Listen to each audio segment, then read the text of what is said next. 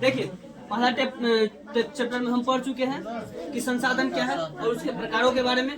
दूसरा चैप्टर हमारा है भूमि, मृदा, जल, प्राकृतिक वनस्पति और वन्य जीवन संसाधन। इन सभी के बारे में हम एक एक करके समझेंगे। सबसे पहले है भूमि संसाधन, जिसको हम बोलते हैं लैंड रिसोर्सेज। क्या होता है? तो भूमि एक प्राकृतिक संसाधन है, यही हम निवास करते हैं। भूमि क्या है? प्राकृतिक संसाधन, यहाँ पर हम निवास करते हैं। हमारा आर्थिक क्रियाकलाप यहीं पर संपादित होता है।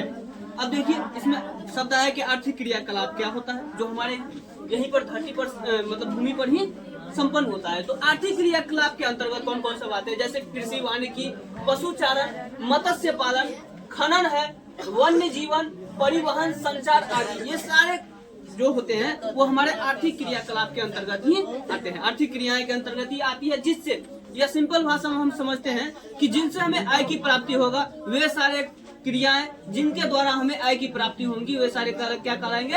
आर्थिक क्रियाएं कहलाते हैं। तो इन सभी से देखो, कृषि, वानिकी से, पशुचारण, मत्स्य पालन, इन सभी से हमें आय की प्राप्ति होगी। अगला है ये सारी उपयुक्त क्रियाएं, जो ऊपर में लिखी हुई क्रियाएं हैं, भूमि पर होने के कारण भूमि एक क्या है? मौलिक संसाधन है।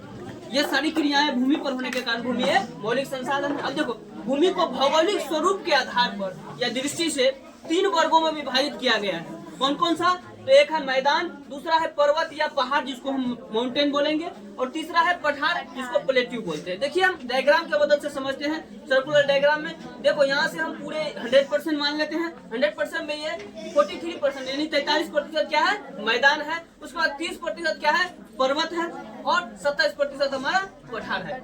इसके बाद हम आगे पढ़ेंगे, एक एक करके सारे चीज को हम डिफाइन करते हैं। पहले